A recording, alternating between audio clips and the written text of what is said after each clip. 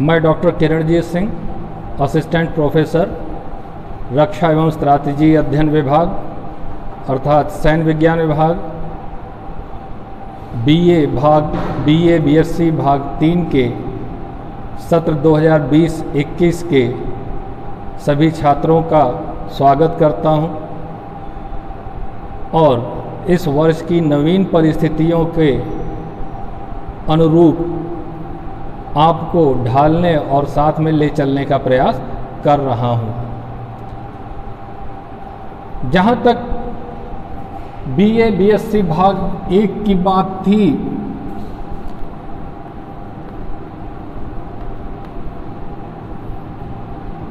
आपको राज्य एवं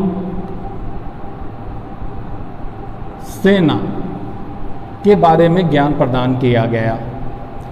तत्पश्चात बीए बीएससी भाग 2 में आपको राष्ट्र एवं रक्षा के संदर्भ में ज्ञान प्रदान किया गया। इन दोनों के पश्चात इसके आगे के क्षेत्र में आपको ले चलते हुए मुझे अत्यंत गर्व का अनुभूति हो रही है। इस वर्ष बीए बीएससी भाग 3 में आपको युद्ध एवं युद्ध के सिद्धांतों के बारे में बताते हुए कुछ ऐसे युद्धों के बारे में आपको ज्ञान प्रदान किया जाएगा जो कि नियमित युद्धों की श्रेणी में नहीं रखे जाते हैं, जैसे गुरिल्ला युद्ध, मनोवैज्ञानिक युद्ध, सीमित युद्ध, असीमित युद्ध, न्यून तीव्रता युद्ध इत्यादि। तात्पर्य ये है कि जिस तरीके से किसी भी खेल को खेलने में भी निश्चित सिद्धांतों का पालन करना पड़ता है, अन्यथा हार सुनिश्चित होती है। दूसरे शब्दों में कि यदि वे सिद्धांत, वे तत्व जिनके तत्वों की उपेक्षा करके आप विजय के बारे में सोच नहीं सकते हैं, ठीक उसी तरह से युद्ध एक बेहद जटिल प्रक्रिया है और इसीलिए युद्ध में निश्चित सिद्धांत, गतिशीलता, सुरक्षा, आक्रमण, रसद, आपूर्ति व्यवस्था आदि ऐसे तत्व हैं जिनकी एक की भी उपेक्षा करने पर राष्ट्र को विजय की आशा नहीं करनी चाहिए। और वर्तमान युद्ध बेहद विभीषक है, विनाशक है। इसमें हार एवं जीत राष्ट्र के अस्तित्व पर प्रश्न चिन्ह खड़ा करते हैं। इसलिए युद्ध के सिद्धांतों का अध्ययन अनिवार्य रूप से आवश्यक होता है।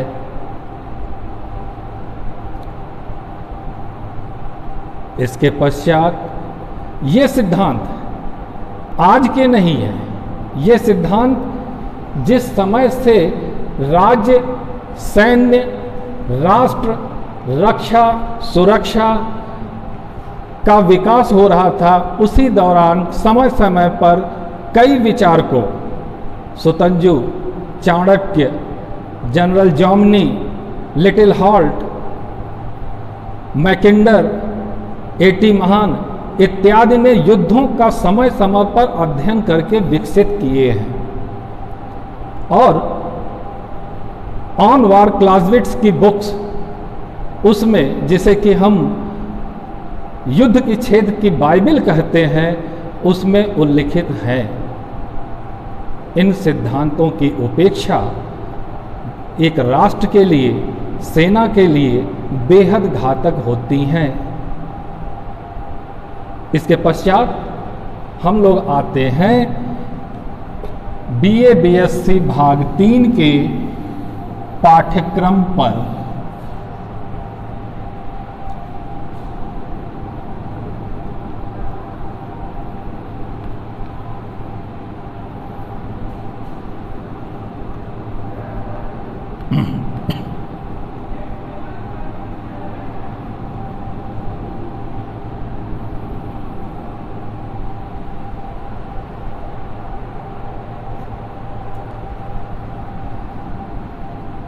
BA BSc भाग 3 के पाठ्यक्रम को 3 प्रश्न पत्रों में विभक्त किया गया है।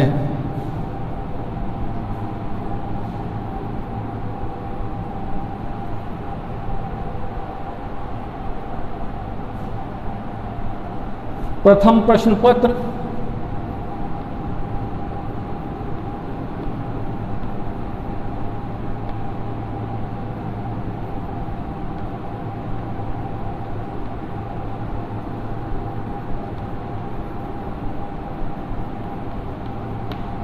स्ट्रैटेजिक विचारों का विकास।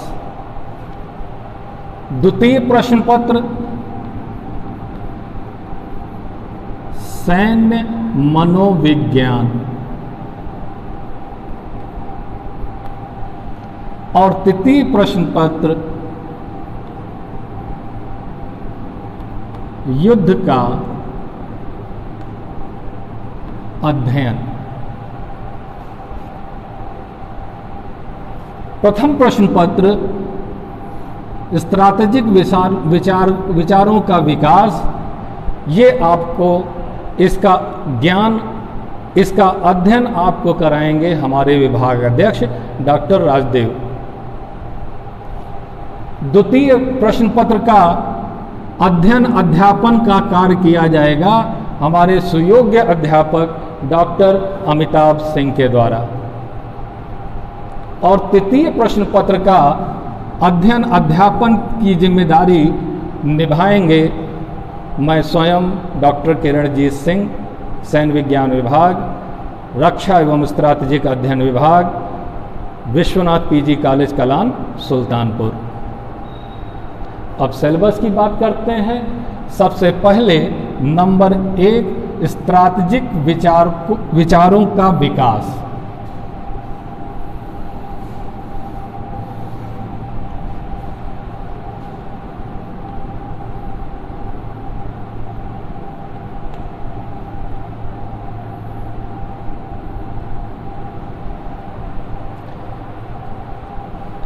स्ट्रैटेजिक विचारों के विकास प्रश्न पत्र को कुछ भागों और उपभागों में बांटा गया है।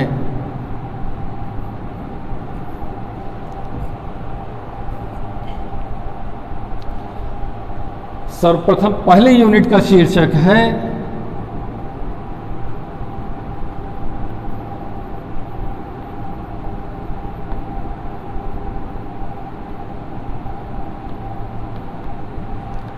इस खंड में प्रथम विश्व युद्ध के पूर्व अस्तित्व में आए जिन्होंने प्रथम विश्व युद्ध, ऐसे व्यक्तित्व जिन्होंने प्रथम विश्व युद्ध के पूर्व युद्ध के संदर्भ में अपने विचारों को रखा, जिसमें सर्वप्रथम उल्लेखनीय हैं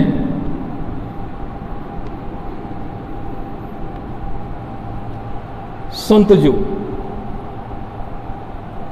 जिन्होंने युद्ध संबंधी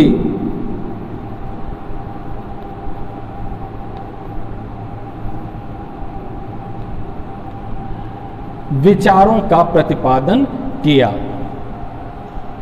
सुन त्जू के पश्चात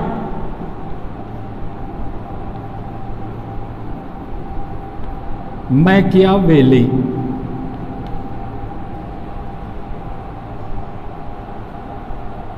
जिन्होंने युद्ध कला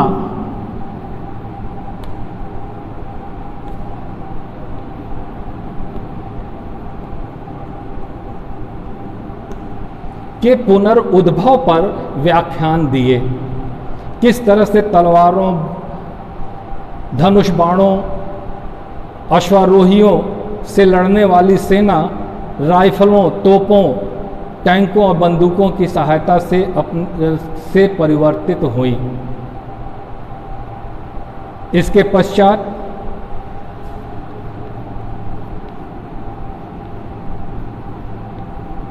जनरल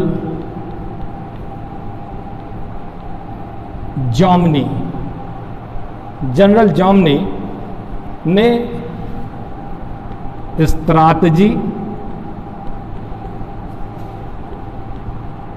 समरतंत्र और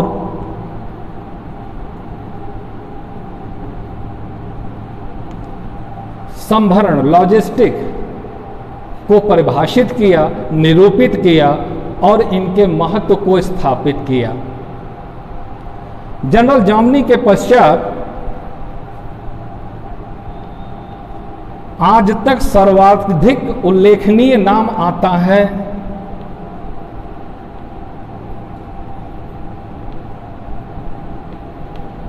क्लाउज़विट्ज़, जिनकी पुस्तक ऑन वॉर सैनिकों के लिए बाइबल के समान महत्वपूर्ण समझी जाती है। इनके थॉट्स युद्ध एवं राजनीति से संदर्भित हैं।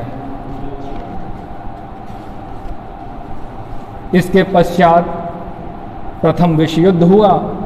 विचारों की कड़ी कुछ समय के लिए, 1.5-2 साल के लिए बाधित हुई और फिर जिन विचारकों को संकलित किया गया है उनका उल्लेख यूनिट 2 में किया गया है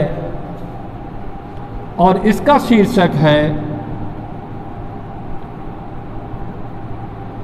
2 महायुद्ध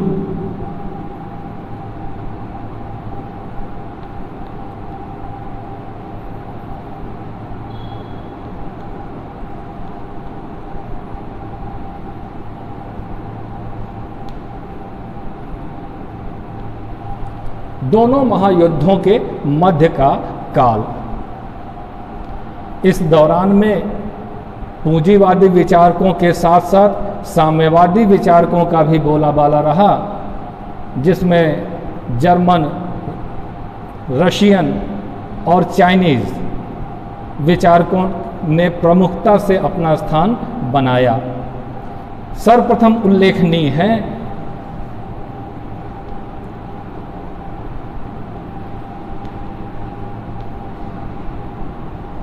कार्ल मार्क्स, जिन्होंने साम्यवाद की उत्पत्ति की और इनके विचार मुख्यतः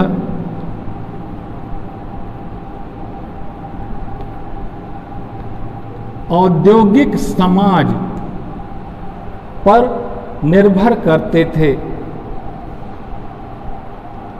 कार्ल मार्क्स की परिपाटी को आगे बढ़ाया रूस के लेनिन ने, जिन्होंने वर्ग संघर्ष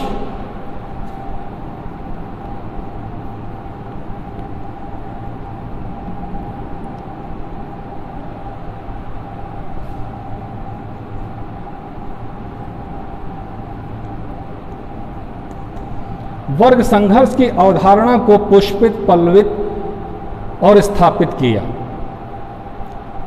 समाज के पूंजीपति, कर्मचारी, श्रमिक इत्यादि विभाजनों को स्पष्ट करते हुए किस तरह से सरकार बनाने वाला खंड भाग, श्रमिक एवं मजदूर वर्ग किस प्रकार से सत्ता की प्राप्ति करे, लेनिन का चिंतन इस पर केंद्रित था।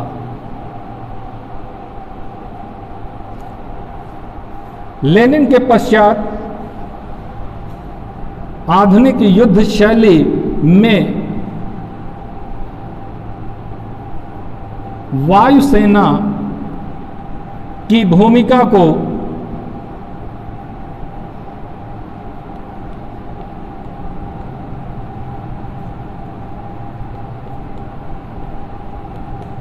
निरूपित किया ड्यूहेट ने। युद्ध इस काल में जल, थल एवं वायु तीनों जगह लड़ा जाने लगा था। एक तरह से युद्ध का त्रिविमीय, 3 डायमेंशनल स्वरूप हो चुका था। वायुसेना को महत्व दिलाने का काम ड्यूहेट और ड्यूहेट के विचारों ने किया। नौसेना के ऊपर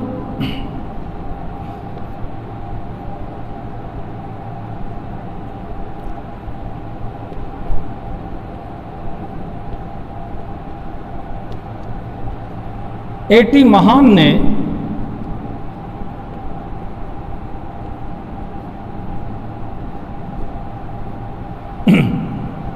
नौसेना के ऊपर, नौसेना के महत्व के ऊपर एटी महान ने व्याख्यान लिखे कि किस तरह से आधुनिक युद्धों में, व्यापार में नौसेना महत्वपूर्ण भूमिका निभाएगी और क्यों एक राष्ट्र के लिए नौसेना का विकास करना जरूरी है। इस पर प्रकाश डाला एटी महान ने।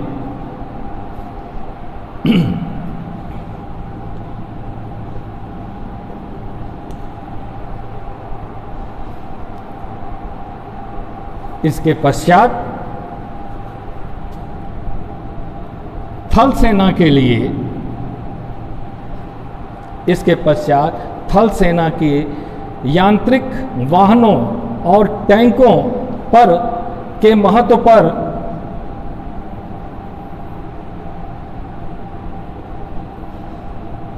एक सेकेंड,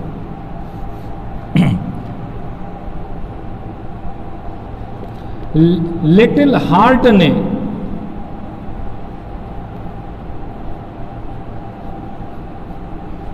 पुस्तकें एवं लेख लिखे।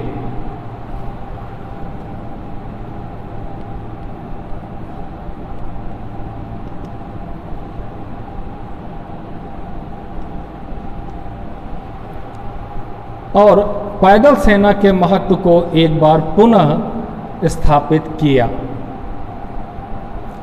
दोनों विश्व युद्ध के पश्चात अगला कालखंड द्वितीय विश्व युद्ध के पश्चात का खंड आता है।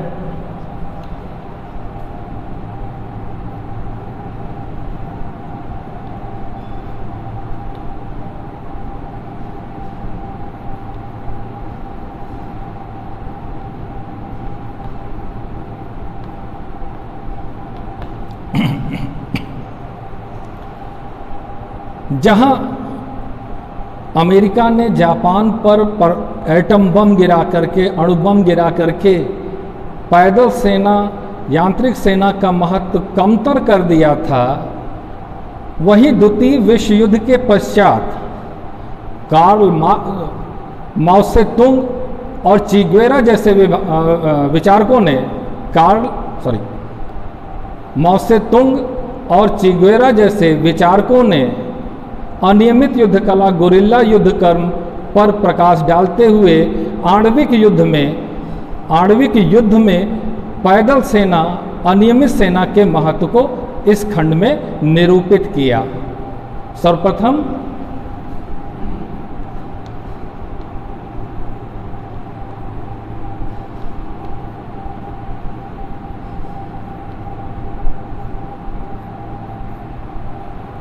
माओ से तुंग ने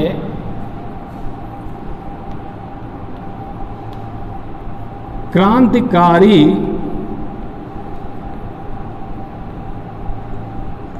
युद्ध कर्म के महत्व को समाज में स्थापित किया और इसके माध्यम से चीन जैसे बड़े राष्ट्र को एकीकृत करके विश्व की महाशक्तियों में शामिल कराया।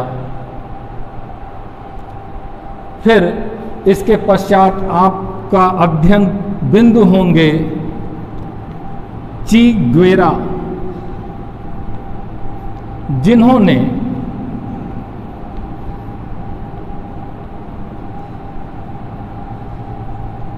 गुरिल्ला युद्ध कर्म के महत्व को निरूपित, परिभाषित और उसे गरिमापूर्ण पद पर स्थापित कराया। यहां थोड़ा सा आपके मन में कंफ्यूजन आ सकता है। क्रांतिकारी युद्ध और गुरिल्ला युद्ध, इनकी प्रकृति एक सी जरूर होती है, लेकिन उद्देश्यों में अंतर होता है। जहां क्रांतिकारी युद्ध कर्म संविधान के किसी हिस्से से अपनी नाराजगी को व्यक्त करने का एक माध्यम है, क्रांति के माध्यम से सत्ता परिवर्तन चाहता है, वहीं गुरिल्ला युद्ध कर्म नागरिकों की सेना द्वारा अपनी नियमित सेनाओं के विरुद्ध किए गए संघर्ष को कहते हैं। इसके पश्चात यूनिट 4 में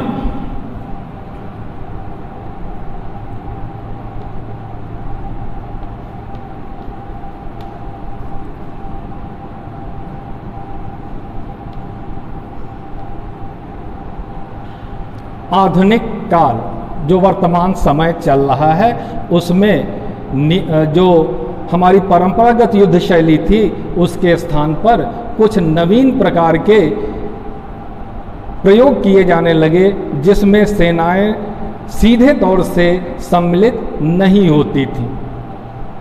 इसका पहला बिंदु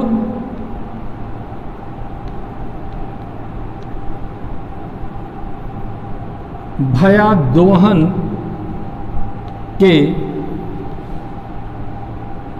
सिद्धांत, अर्थ एवं परिभाषा।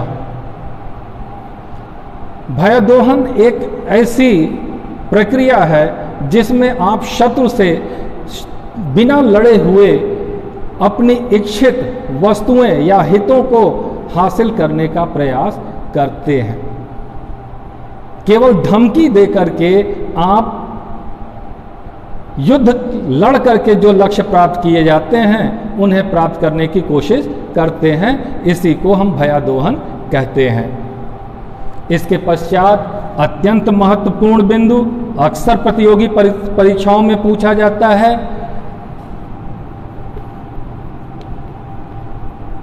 निशस्त्रीकरण एवं शस्त्र नियंत्रण।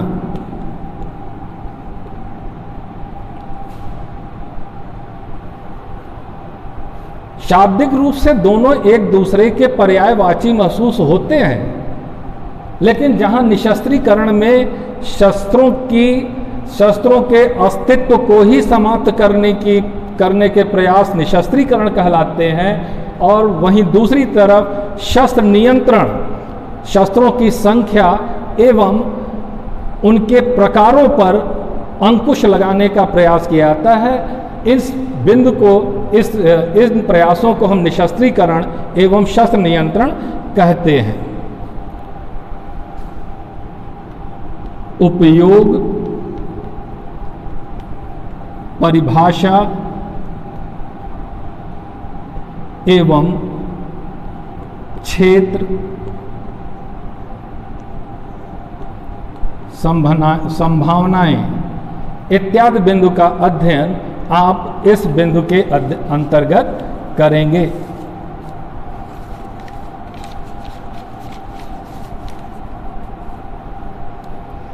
तत्पश्चात प्रश्न पत्र के द्वितीय प्रश्न पत्र, जिसका सिलेबस, जिसका अध्यापन डॉक्टर अमिताभ सिंह द्वारा किया जाएगा, वो अगले वीडियो में आप तक पहुंचेगा।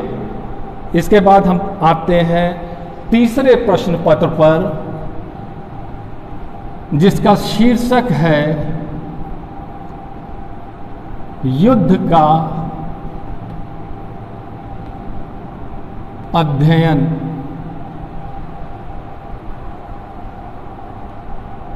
इसकी पहली यूनिट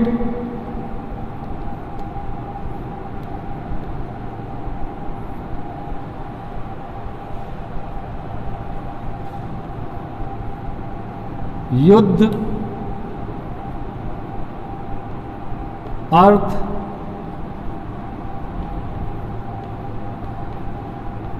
परिभाषा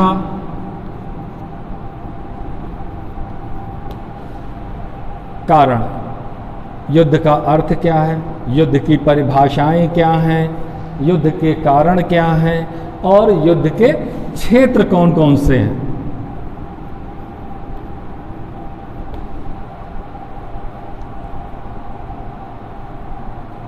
इसके पश्चात युद्ध के प्रकार में परंपरागत और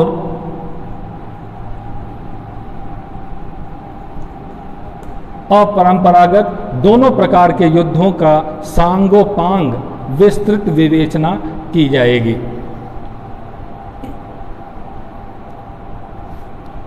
यूनिट 2 में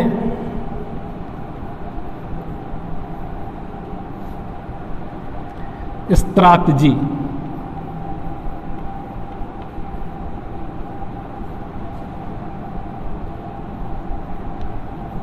अर्थ एवं परिभाषा,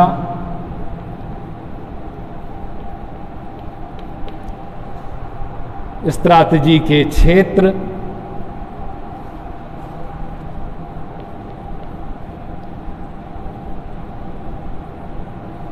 एवं इसके प्रकार,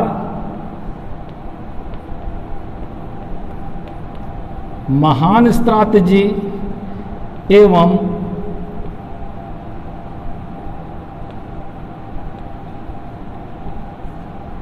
भू स्ट्रैटेजी।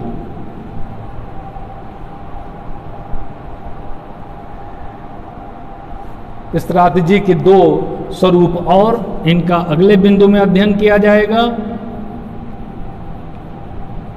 थकान की स्ट्रैटेजी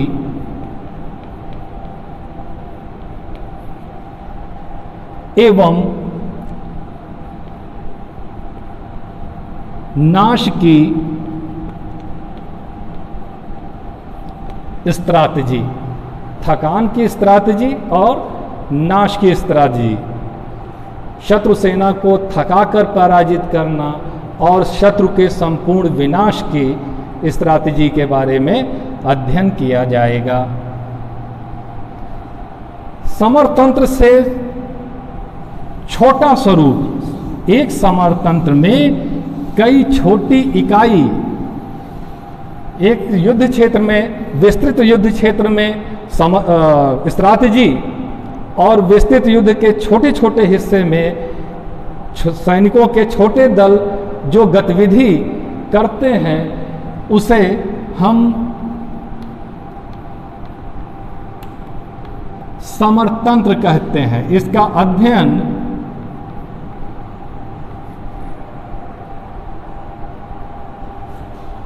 यूनिट 3 के अंतर्गत किया जाएगा।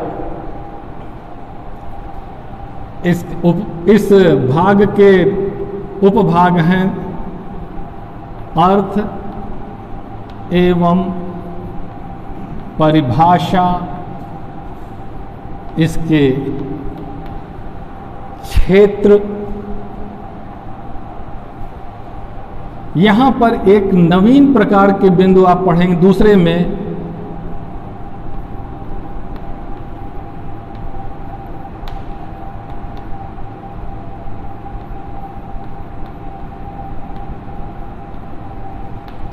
चिर समरतांत्रिक तत्व, जिसमें आप पाएंगे कि जो हम युद्ध के सिद्धांत, युद्ध में छोटी गतिविधियां जो कर रहे हैं वो आज नहीं हमने इसको शुरू किए। इसकी शुरुआत हमने राष्ट्र निर्माण के दौरान या राष्ट्र के पहले साम्राज्य एवं राज्यों के दौरान सेनाओं ने कर रखी है। युद्ध का स्वरूप बदल सकता है, तौर तरीके बदल सकते हैं, लेकिन कुछ नियम ऐसे हैं जो पहले भी थे और आज भी हैं। गतिशीलता, आक्रमण, सुरक्षा, संभरण तंत्र, ये ऐसे सिद्धांत हैं जो कि प्राचीन काल में सिकंदर से लेकर वर्तमान आधुनिक सैन्य कमांडर भी उपयोग में ला रहे हैं। इसके पश्चात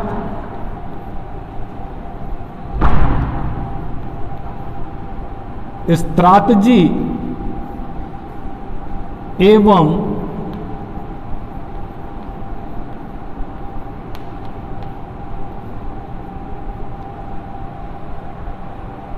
समरतंत्र का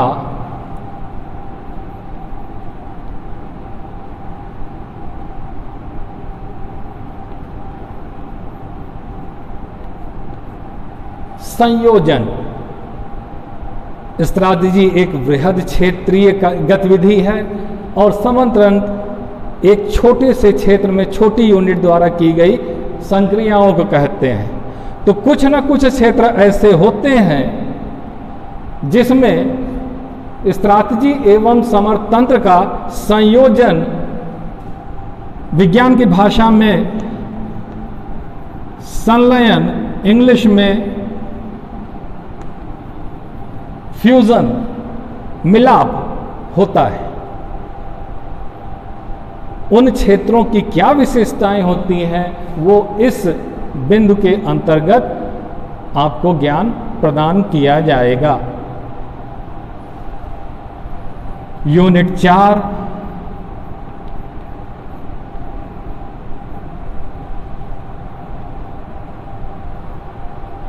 आखिरी यूनिट, इसमें इसकी हेडिंग है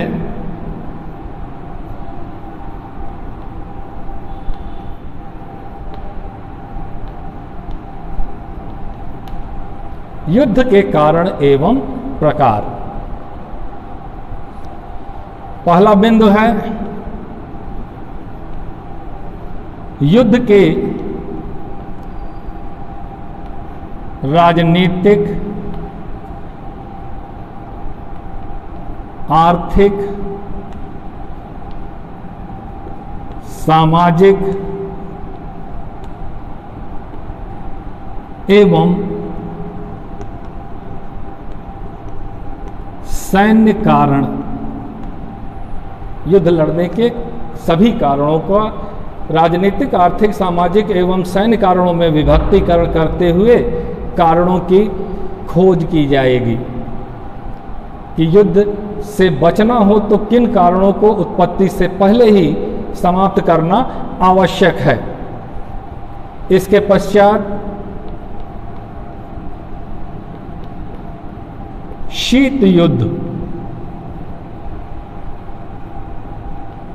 अर्थ, अवधारणा एवं विकास। शीत युद्ध एक ऐसा युद्ध था जिसमें सेनाओं ने हिस्सा नहीं लिया था। रक्त की तासीर गर्म होती है, इसलिए शस्त्रों द्वारा प्रहार करने पे चूंकि रक्त बहता है इसलिए उसे गर्म युद्ध कहते हैं। यह एक ऐसा युद्ध है जो कि दिमाग से लड़ा जाता है, शारीरिक क्रियाओं के भाव भंगिमाओं से लड़ा जाता है। इसमें रक्त के स्थान पर स्वेद यानी पसीना बहता है जो कि ठंडा होता है। इसीलिए इसे हम शीत युद्ध कहते हैं। शीत युद्ध के पश्चात मनोवैज्ञानिक युद्ध।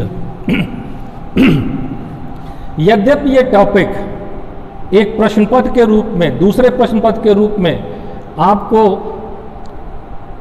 आत्मसात करने के लिए दिया जाएगा, लेकिन उसका एक थारो स्टडी, एक निष्कर्ष इस पेपर के इस टॉपिक में आपको प्रदान किया जाएगा। अर्थ, तरीके, प्रकार और आखिरी बिंदु में युद्ध के अनन्य स्वरूपों में, जो कि नियमित युद्ध न होकर के अन्य स्वरूप में है, उसका ज्ञान दिया जाएगा। इसमें है संपूर्ण युद्ध,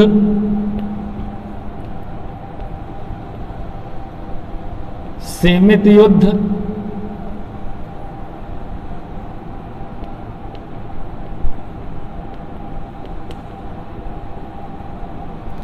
न्यून तीव्रता युद्ध और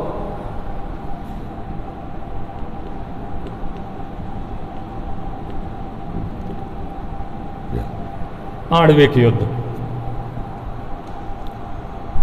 इस तरह से इस सत्र 2020-2021 में आपके विषय को इन बिंदुओं के अंतर्गत विभक्त करते हुए ज्ञान अधिगम की इस नवीन विधि वीडियो ऑनलाइन क्लासेस के माध्यम से ज्ञान का अंतरण शिक्षक से छात्र तक किया जाएगा। आशा करते हैं कि विषय के प्रत्येक बिंदु वे आपकी समझ में आएंगे, जिससे आप उसको कहीं भी विस्तार देने में सक्षम होंगे। आपके उज्जवल भविष्य की कामना करते हुए मैं डॉक्टर किरणजीत सिंह अपने आज के व्याख्यान को विराम देता हूं।